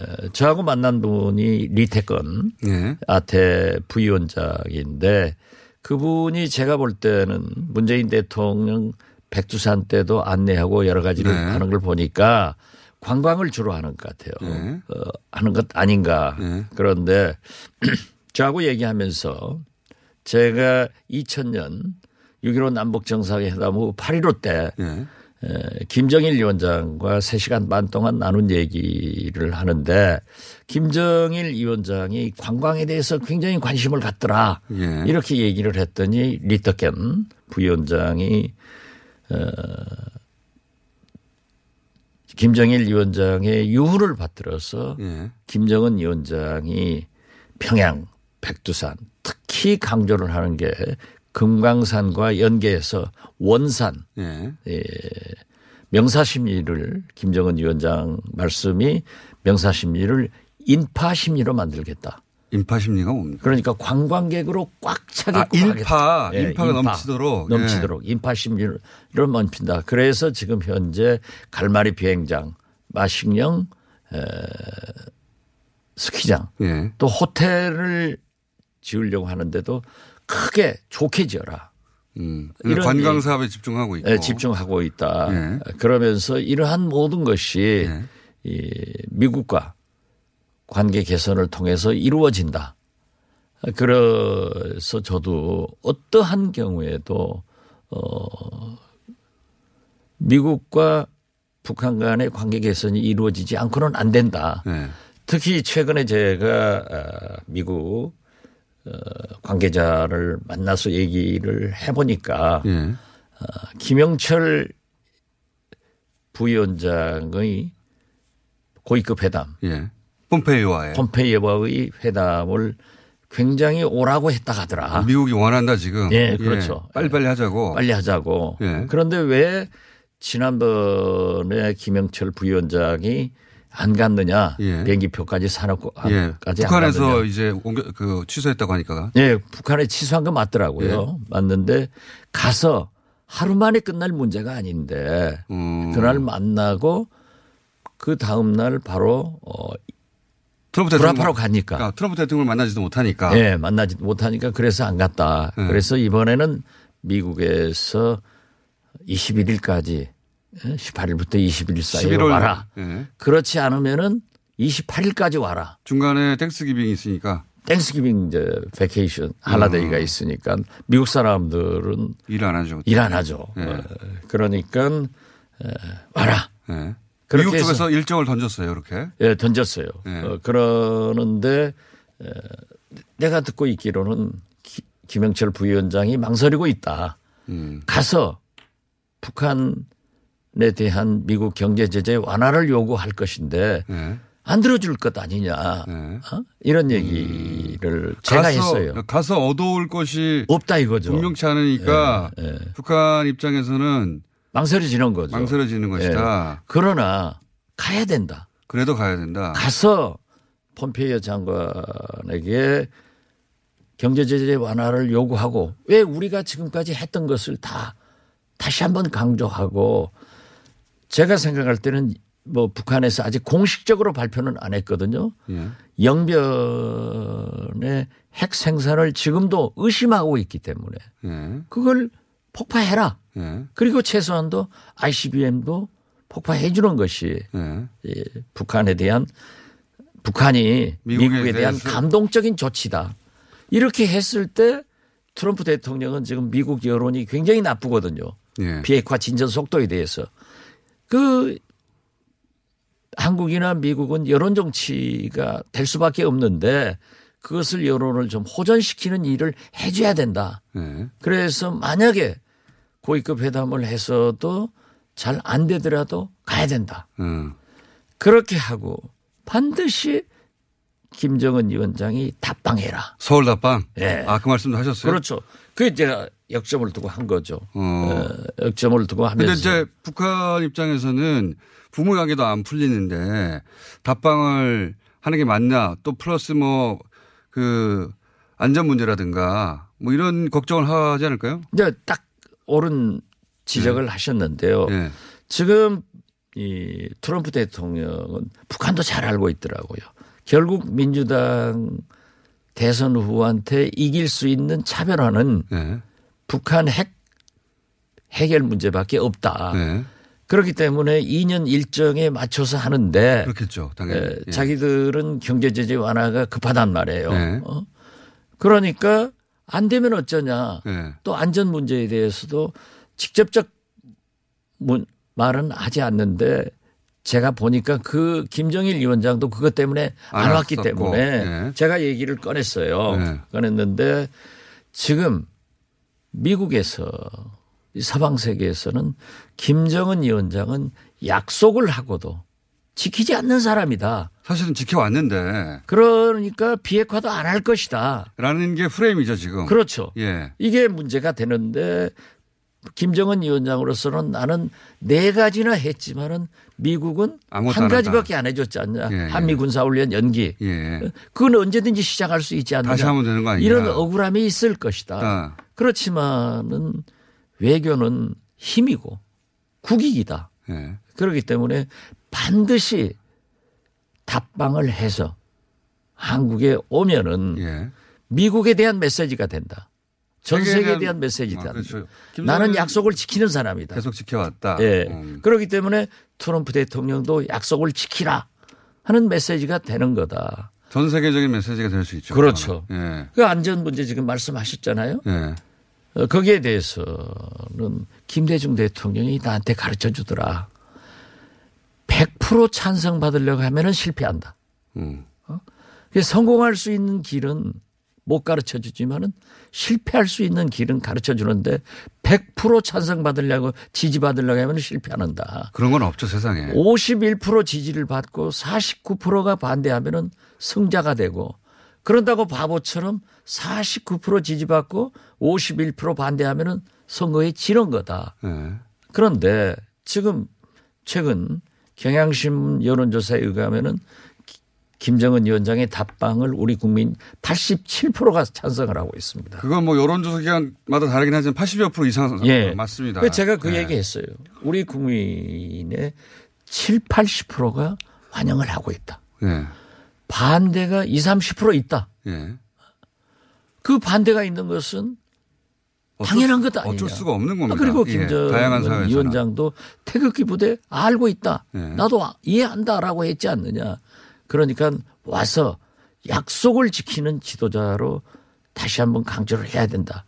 그리고 그럴 때 이제 북미 정상회담 즉 트럼프 대통령을 만나서 모든 것이 지금 현재는 북미 간의 문제는 탑다운 방식으로 결정되지 않느냐. 네. 이걸 굉장히 강조했습니다. 그러니까 그 말씀하신 요지는 북한에서도 그 서울 답방에 대해서 고민하고 있는데 해야 한다라고 강조하신 거네요. 말하자면. 그렇죠. 그 필요성에 대해서 더 얘기하고 우리 국민들이 결코 물론 반대 있지만은 7, 80%가 찬성을 하고 또 우리나라 치안이라는 게 세계에서 가장 자랑하는 치안을 유지하고 있다. 그건 맞습니다. 예. 이거는 해외여행을 해보거나 다른 그렇죠. 나라에 살아보면 아는데 치안 수준은 세계 최고 수준이 맞습니다. 지금 밤에 여성 혼자 걸어 다닐 수 있는 나라가 몇 나라 없어요. 거의 없어요. 이게 과장인 것 같아도 맞습니다. 사실. 그렇죠. 예.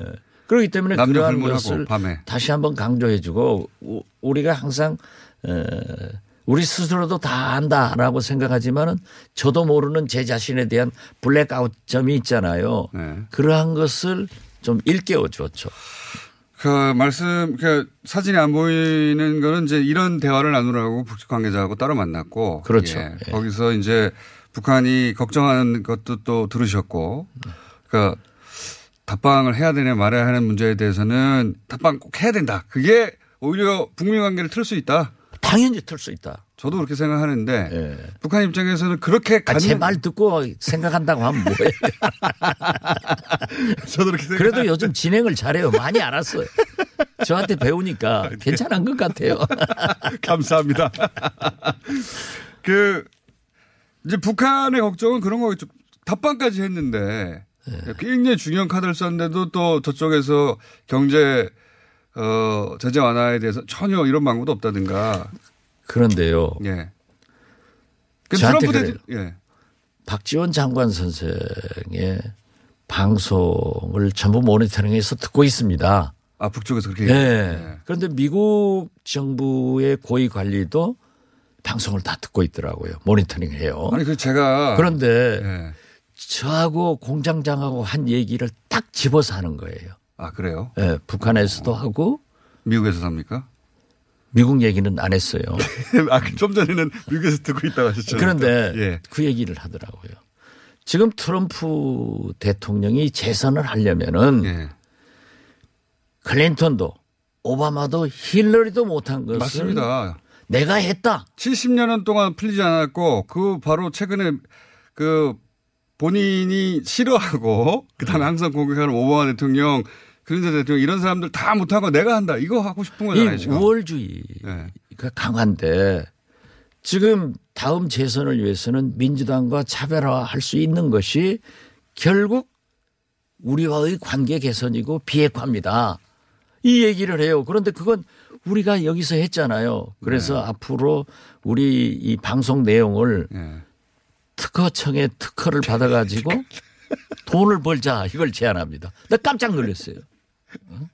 이 워딩이 똑같이 사용하고 미국 측에서도 그러한 얘기를 하더라고요. 그렇군요.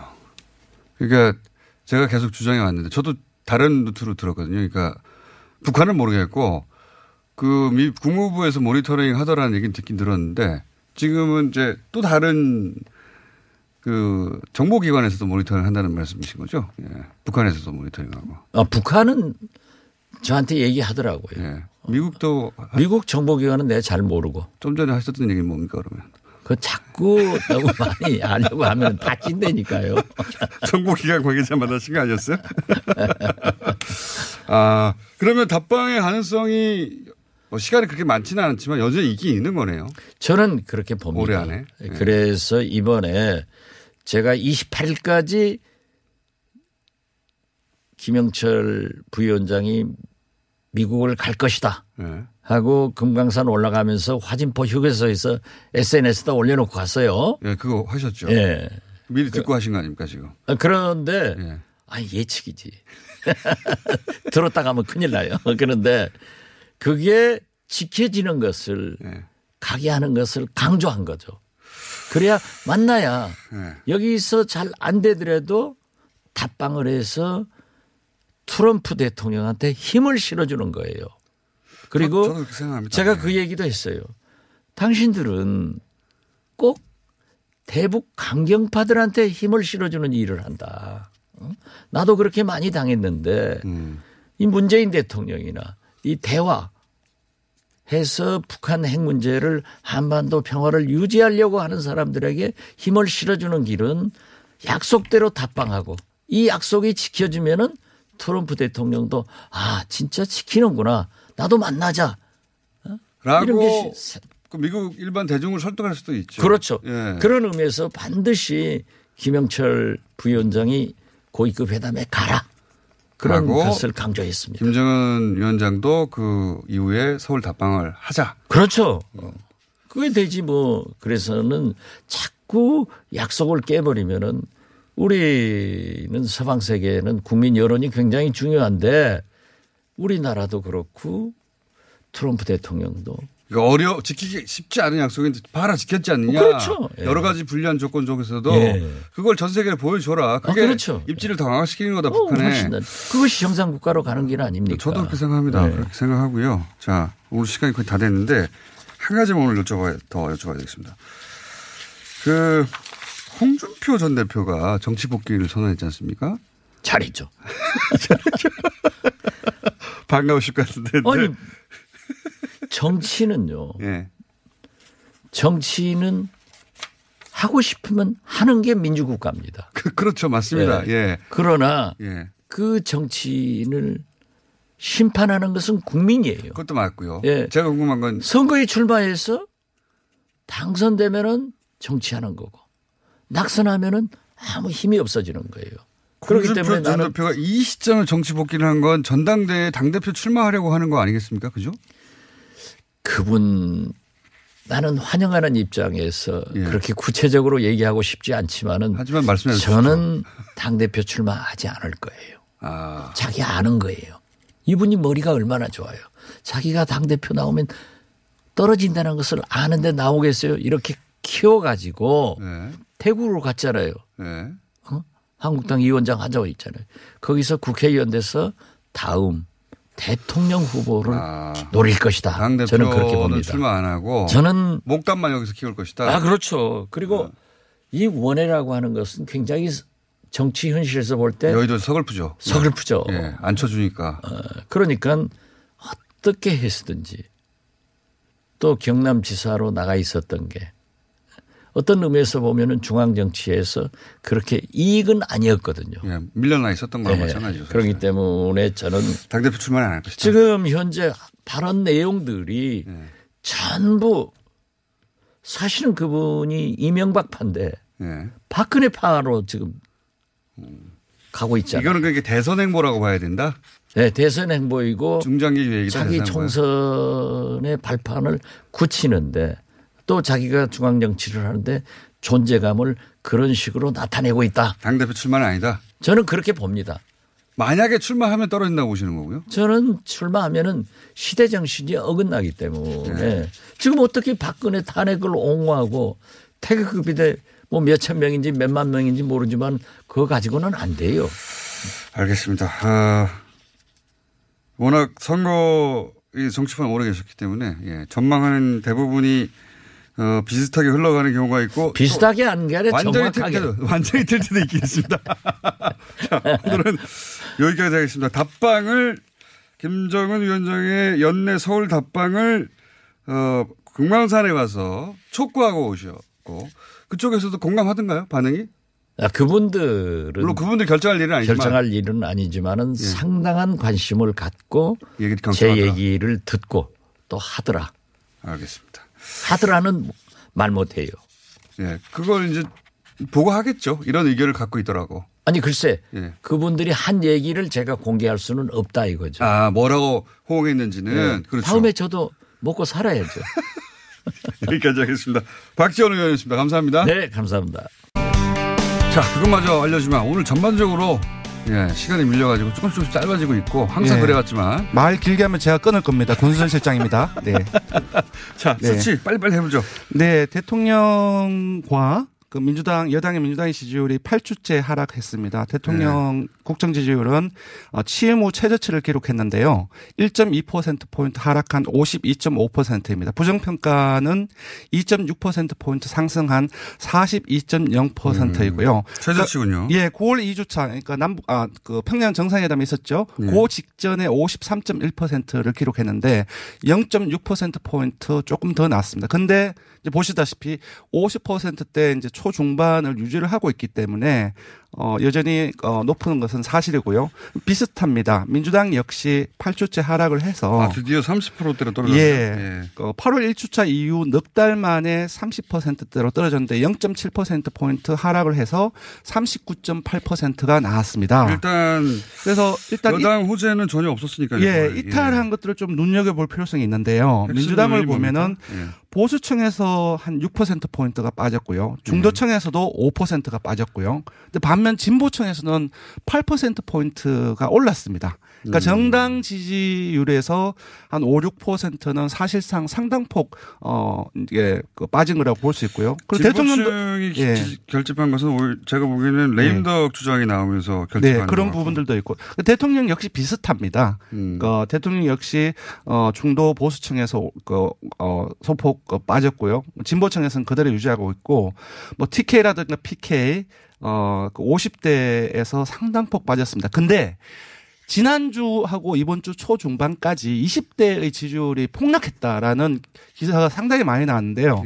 이번 주 리얼미터에서 20대는 무려 7%포인트가 상승을 해서 61%가 나왔습니다. 그러니까 20대는 상당히 오르고 내린 것들이 불안정하게 이어지는 속성을 가지고 있거든요. 그런데 언론에서 너무 호들갑을 많이 떨고 있는 것 같아요. 그렇군요. 그건 좀 일종의 프레임이거나 그런 것이고 20대가 폭락한 건 아닌데 가장 크게 빠진 건 중도층이네요. 그렇습니다. 중도층이 빠져나간 이유는 뭡니까? 제가 봤을 때는 이 중도층이라는 것은 이제 민주당이나 그리고 대통령이나 핵심 지지층을 주변에 감싸고 있는 약하게 붙어 있는 좀 약한 지지층이죠.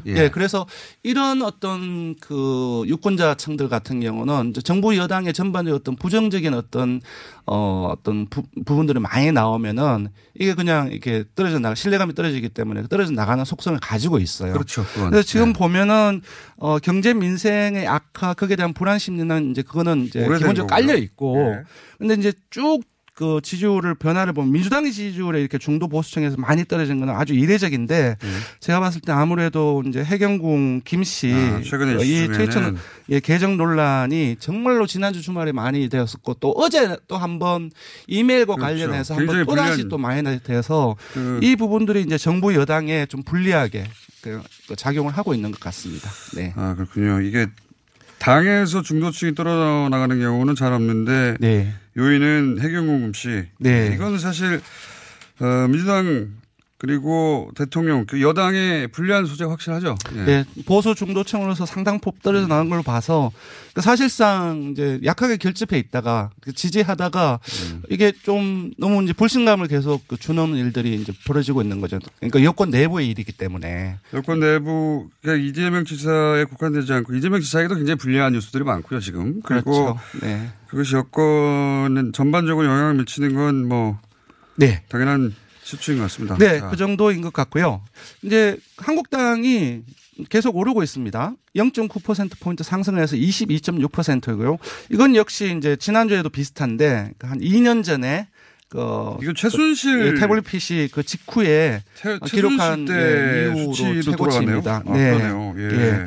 조금씩 결집하고 있고 일단은 이제 경제가 어려운 상황 속에서 경제 공세가 계속 몇 달 동안 계속 먹히고 있습니다. 그러니까 이 프레임을 어떤 정부 여당에서는 경제가 어렵기 때문에 또 뒤집기는 상당히 어려운 부분들이고요. 그런 부분들이 효과가 있고 무엇보다도 좀 반사익 부분들을 이게 재작년이에요. 네. 재작년 수치로 한국당이 되돌아갔다는 건 한국당 입장 그리고 한국당 지지자 입장에서는 큰 뉴스에 해당되는 겁니다. 네, 그 세부적으로 봐도 호남을 제외하고 전 지역에서 20%대 상회를 하거나 가깝거나 그 50대는 이미 그 현 정부 들어와서는 이미 그 민주당 쪽으로 넘어갔었는데 이번 주에 처음으로 뒤집었습니다. 50대에서. 그런 부분들은 눈에 보이고 전반적으로 연령이라든지 그런 데에 있어서 전부 다 20%대를 지금 가고 있구나 이미 많이 높아진 상황입니다. 그 한국당과 바른미래당이 이제 제로섬 성격이 좀 있는데 그럼 바른미래당이 좀 떨어졌겠네요. 예, 바른미래당 같은 경우는 0.9%포인트 하락해서 4.9%가 나왔고요. 통합창당 이후 처음으로 4%대를 기록했습니다. 한국당은 태블릿 PC 사건 직후로 돌아갔고 바른미래당은 창당 이후 최저를 기록했다. 이제 그 자유한국당 쪽으로 이제 결집하는 좀 상황인 부분들이 있는 것이고요. 정의당은 또 빠졌습니다. 0.7%포인트 하락해서 8.7%인데요. 이제 좀 분석을 해보니 민주당 쪽으로 대건 좀 이동한 부분들이 있고요. 평화당은 여전히 낮아서 0.3%포인트 하락해서 2.1% 여전히 2%대의 약세가 지속되고 있습니다. 알겠습니다. 예, 무당층도 상당히 많이 증가를 했고요. 예, 이번 주중조사한 TBS 언론 리얼미터가 11월 19일부터 21일까지 사흘 동안 전국 19세 이상 1,505명을 대상으로 했습니다.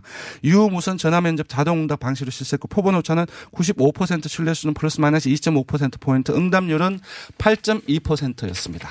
네. 자, 오늘 이번 주에 조사는 뭡니까? 되게 중요한 조사를 했습니다. 탄력 근로제 단위기간 확대 여부. 정부 여당과 그 민주노총이 지금 그 전선을 만들고 있는데. 그리고 좀 언론에서도 지속적으로 나오고 있고. 탄력 근로제가 뭔지 잘 모르시는 분도 많아요. 근데 이제 이미 한 2주 이상 동안 되게 보도량이 상당히 많았기 때문에 그 설명을 하면 좀 어려운 부분들이 있는데 어느 정도 이제 안다고 이제 보고 조사를 한 거죠. 이제 그렇게 나왔습니다. 그래서 결과를 보면은 그 일이 몰리는 성수기라든지 신제품 출시라든지 그런 어떤 집중 근로가 있는 기업을 고려해서 찬성한다. 예를 들면 에어컨 설치 기사가 여름에 그 시간을 지켜서 되느냐. 실제 현실은 현장은 다른데 뭐 이런 그게 50.4%로 다수로 나왔고요. 그러니까 노동자의 건강, 일이 몰리면 이제 과로 그런 부분들이 있으니까 노동자의 건강권 침해와 임금 감소의 우려가 있기 때문에 반대한다가 30.9%. 이제 모론모응답이 18.7%이고요. 전반적으로 지금 이제 민심은 이 부분에 대해서 좀 찬성 여론이 오차범위 바뀌기 때문에 우세한 상황이라고 볼 수 있을 것 같습니다. 정의당 지지자를 제외하고는 대부분이 아니라 그 찬성 우세가 많을 것 같아요. 일단 뭐 진보층을 포함해서 모든 뭐 이념 성향 그리고 민주당 지지층, 무당층에서도 이제 대다수가 우세한 상황이고요. 그러니까 정의당 지지층하고 학생 같은 경우는 이제 반대가 좀 많이 나왔습니다. 예. 알겠습니다. 이건 이슈로 저희가 따로 뉴스공장에서 다루기도 해야 되겠네요. 근데 여론조사는 일단 이렇게 나왔습니다. 그렇습니다. 지금까지 리얼미터의 권순철 실장이었습니다. 불친절한 AS. 맨날 다음 코너래요. 시간 좀 느리고 코너를 줄여요. 싫어요. 자, 그리고 4319번 차당 방향 버스 기사님 뉴스공장 볼륨이 너무 작아요. 옥길 광명하는 2번 버스 뉴스공장 나오니까 신기해요. 8100번 버스 기사님 히터 소리 때문에 공장장 목소리 너무 작아 히터를 꺼주세요. 이러면 안 되죠. 히터는 다른 분들 때문에. 기사만 소개해 주느냐. 차량 운전자다. 이건 그냥 개인 아닙니까? 자기 차량 번호와 함께 나도 소개해달라고 하셨는데 그건 못하겠습니다. 그 이외에 여성교위원장 반론 있으면 연락 주십시오. 꼭 말씀드리겠고. 그리고 김정은 서울 답방 찬성 박지원 대표가 언급하신 것은 경향신문이 한국리서치에 의뢰한 조사 10월 2일부터 4일까지 조사해서 발표한 내용입니다. 한 가지 더 알려드릴 것은 노무현 아니죠. 노회찬 재단. 노자가 들으면 다 그동안 하도 익숙하게 노무현 재단을 불러가지고 노회찬 재단 출범하는 그 소개드리면서 그 선글라스 분과위원을 만들어야 된다고 제가 얘기했는데 그 방송을 듣고 20만 원 상당의 선글라스 100개를 그 노회찬 재단에 보내오셨다고 합니다. 그래서 선글라스 분과가 진짜 생길 것 같아요. 선글라스 100개 보내주시면 감사합니다. 네. 그 외에도 참여 의사를 밝히신 분이 많은데 기왕 말 나온 김에 집에서 놀고 있는 선글라스나 혹은 선글라스를 후원해 주실 분들은 노회찬 재단에 연락해 주시기 바랍니다. 여기까지 하겠습니다. 김진애 박사님 나오셨습니다. 안녕하세요. 네. 오늘 삼성 얘기를 한다고 그러니까 시간을 조금 더 확보해 준다고 얘기를 열심히 노력한다고 그러던데 여전히 18분밖에 안 남았네요. 평상시보다 한 2분 정도 늘어났어요. 네. 왜 이렇게 삼성 얘기를 좋아하시는지. 네. 삼성 다른 데서 잘 안 해서 그런 것도 있습니다. 그런 것도 있고 삼성 바이오로직스 때문에 엄청나게 또 여러 가지가 게이지가 높아 계시는 걸 제가 아는데 오늘은 삼성에는 삼성 바이오로직스뿐만이 아니라 위장 계열사 사무 건축도 있다. 또 그쪽 분야에 계시니까. 네네. 아니 이게 문제가 된 건 한 2년 전부터예요. 2년 전에 한겨레에서 좀 크게 실었고 그거 가지고 공정거래위에 신고를 했습니다. 그래서 조사 의뢰를 했는데 그게 누구였냐면 바로 김상조 현재 위원장입니다. 그게 이제 경실 개혁연대에서 해가지고 했는데 이런 의혹 자체는 진짜 오래된 거고요. 뭐 의혹 자체는 30년 됐죠. 그런데 그때마다 문제 없다 이렇게. 그리고 특히 이걸 조사를 한 게 1999년인가 하여튼 그때 두 번인가 굉장히 세게 조사를 했는데도 그때도 의혹 없다 이러고 나왔죠. 바로 공정위에서. 공정위에서 다 털어졌죠. 공정거래위 위원장 되시고 난 다음에 1년 만에 이제 나왔는데 이게 근데 김상조 위원장이 공정위 갔더니 이제 갔으니까 이제 제대로 저기를 한 거죠. 이제 실상은 이렇습니다. 이게 이제 왜 문제가 됐느냐 하면 2014년에 원래 있던 사무건축이라는 회사가 삼성에서 다시 편입을 했어요. 그래서 자회사로 만들었는데 그때 너무 싸게 샀다라는 문제 제기가 있었어요. 몇십억 안 주고 샀는데. 근데 이게 업계 1인데 그리고 연간 한 2,500억에서 3,000억 사이에 매출이 있는 그런 회사인데 사실 전체 회사로는 굉장히 작은 회사인데 그런데 왜 이렇게 싸게 샀느냐. 여기서부터 이제 문제 제기가 돼가지고 그때 보니까 내부에 녹취록이 다 나왔어요. 그러니까 원래는 의혹이 있었는데 다 공정위에서 털어졌다가 결정적으로 2014년에 삼성이 이 회사를 아예 자회사로 만들면서 그 이전에 상관없다 그랬거든요. 그러면서 뭐가 드러났느냐 하면은 이제 차명 주주였다라는 게 다 드러났죠. 그러니까 이제 이게 이건희 회장의 재산이었는데 말하자면 삼성 그 사실상 계열사였는데 근데 이제 삼성하고 상관없다는 식으로. 근데 이제 이게 이건희 회장이 직접 가지고 있는 건 아니고요. 삼성물산 그러니까 옛날에 삼성종합건설이죠. 거기에 있는 사람들의 임원이 되게 차명 주주로 가지고 있었던 겁니다. 근데 왜 그렇게 했겠습니까? 왜 그렇게 했겠어요? 그거 다 알지. 그렇게 제가 이건희 회장 얘기를 하는 거죠. 그런데 이제 그런데 제가 문제 제기하고 싶은 거는 이제 이런 거예요. 이제 그것만 관심 있으시겠지만 그럼 애초에 왜 이걸 따로 했냐. 왜 그냥 보통 삼성 안에서 했으면 되지. 저도 그 때문에 이해가 안 갔어요. 근데 그게 왜 그러냐면 이제 건축사법에 이게 이렇게 돼 있어요. 건축 설계사무소는 건축사만이 오픈할 수 있고 그리고 이걸 이제 공정거래는 항상 견제를 해야 된다. 그러니까 이른바 물주하고 건축주하와 시공사와 설계사와 감리업체는 달라야 이게 좋은 경쟁 관계에서 좋은 건물도 만들어지고 산업 경쟁력도 생긴다. 건물이 문제가 있을 때 제대로 지적해야 되는데 그렇게 해서 안 된 게 바로 우리 삼풍백화점 무너진 거 아닙니까? 서로 짬짬해버리면 어떻게 하냐. 글쎄요. 그래서 제도로는 서로 견주하게 만들어놨는데 제도를 만들어놨는데 그게 불편하니까 이제 이렇게 만들어놨는데 이제 업계에서는 다 쉬쉬합니다. 근데 알면서도. 근데 이건 뭐냐면 그러니까 특수관계일 것이다 정도만 생각을 해요. 왜냐하면 삼성 거를 거의 다 받아갔거든요. 그러니까 자기네들 매출의 50-60%가 항상 삼성 계열사에서 나온 거니까 여러분이 알고 계시는 유명한 거 다 여기서 설계했습니다. 가령 예컨대 지금 삼성 본사. 그다음에 태평로에 있는 것도 마찬가지고. 그러니까 업계 1위가 삼성 걸 해서 된 거예요. 물론이죠. 그러니까 제 말은 뭐냐면 삼성은 업계 1위니까 한다고 그러겠지만 거꾸로 삼성 걸 그만큼 주니까 업계 1위가 된 건데. 그렇게 업계 1위가 된 거고 근데 그거 가지고 얻는 이익들이 굉장히 많죠. 일단은 뭐 자기네들이 안정적으로 할 수 있는 것뿐만이 아니라 자기 안에서 또 감리 회사도 별도로 가지고 있습니다. 그러니까 이제 왜 이렇게 했느냐 하면은 처음에 들어갈 때 요새 왜 컨소시엄이라는 굉장히 유행을 하잖아요. 네. 근데 컨소시엄으로 하면은 이제 같은 회사 하면은 컨소시엄을 못 하잖아요. 다른 회사끼리 할 때 컨소시엄을 들어갈 수 있고. 그거 굉장히 큽니다. 그게 요새 그러니까 자기들끼리 다른 회사인 척하면서 다 들어가는 같이 들어가가지고 자기들끼리 다 해먹는 거군요. 감리도 마찬가지고 그렇게 하는 경우가 꽤 많아요. 근데 되게 그때마다 단순히 돈 문제가 아니네요. 돈 문제지 결국은요. 결국은 다 돈 문제지. 이게 다 수주하려고 하는 짓이니까. 돈 문제이기도 하지만. 네. 동시에 자기들이 그 기존의 법망을 피해서 자기들 일하기 편안하게 하려고 하는 거. 물론요. 그리고 재건축, 재개발 같은 거 할 때도 굉장히 많이 이익을 봅니다. 더군다나 이제 업계 1위라고 그러면 항상 뭐가 들어가느냐 하면 이제 평판이 굉장히 높은 거로 들어가서 점수가 높아져요. 점수가 높아지면 딸 가능성도 굉장히 높아지는 거죠. 그래서 특히 가령 이제 그 컨소시엄 해가지고 턴키 같은 거 할 때는 설계업체의 신용도가 굉장히 높게 작용을 하거든요. 시장의 유치를 완전히 무너뜨리는 거예요.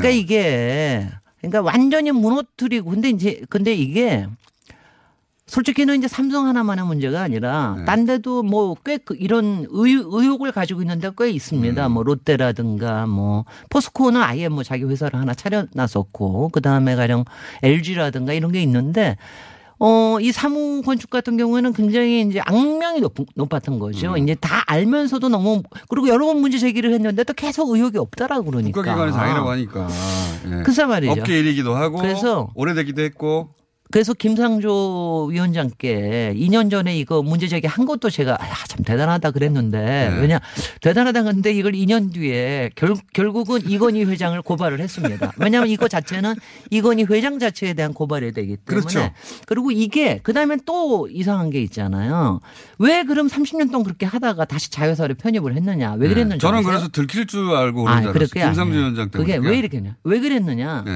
법을 바꿨어요. 건축사법에 그동안 대기업들이 끊임없이 주장했던 게 뭐냐면은 건축사법에 거기에 예외 조항을 만들자. 그러니까 건축사가 아닌 사람도 대표가 돼서 20명 이상의 건축사를 고용을 하면 자기네들이 회사를 갖게 해자. 이게 2010년에 그게 의미가 만들었습니다. 뭡니까? 그건 뭐냐면은 이제 우리 요새 병원들 사무장 병원들 하듯이 이거를 전문가들을 아래 휘하에 두고 전문가 아닌 사람이 위에서 경영만 할 수 있게 하는 거죠. 그렇게 되면 뭐냐면은 이른바 전문성을 고집하기보다는 경영을 더 경영에 관심을 갖게 되니까 뭐 딜하기도 좋고 이러는 거죠. 아니 건축사가 아니어도 대표를 할 수 있게. 대표를 할 수 있고 일반 회사 만든 다음에 이런 것들이 많이 생겼어요. 근데 그러면 지금 이번에는 또 왜 문제가 됐느냐. 이번에 왜 문제가 됐냐면 지금 또 김상조 위원장이 공정거래법을 바꾸겠다고 그러잖아요. 공정거래법 이번에 바꾸는 안 중에 하나가 그 소유주가 특히 이제 대기업의 그 소유 이재용 같은 사람이 20% 이상 가지고 있으면 내부 거래로 다 보겠다. 그다음에 앞으로는 계열사에서 받는 게 20% 이상이면 이 회사 매출의 20% 이상이면 다 내부 거래로 봐가지고서는 앞으로는 때리겠다. 이게 지금 공정거래법 위에 올라온 거예요. 만약 이 법이 통과가 되면 이제 이런 문제들이 다 좀 해소가 되겠죠. 그렇게 되면 이제 삼성에서도 사무건축을 자회사로 가지고 있는 게 오히려 더 힘들 수가 있어요. 힘들 수가 있고 그러면은 이제 딴 데다가 또 일도 많이 주고 그럴 테니까 이런 먹이 사슬이 있습니다. 그래서 이런 먹이 사슬을 이게 뭐 건축과 도시가 굉장히 멋있다고만 내가 와서 재밌고 흥미롭다만 얘기하는 게 아니라 이런 얘기를 평소에 하고 싶은데 얘기를 못 하고 있다가 정확한 소재가 나왔네요. 김상조 위원장 덕분에 이 얘기가 나와서 제가 오늘 사부 건축을 같은 마음으로 고발을 하면서 다음에 요에 관련된 이런 정말 설계가 잘 돼야 건축이 좋아지는 거니까. 김진애 박사님이었습니다. 안녕. 안녕.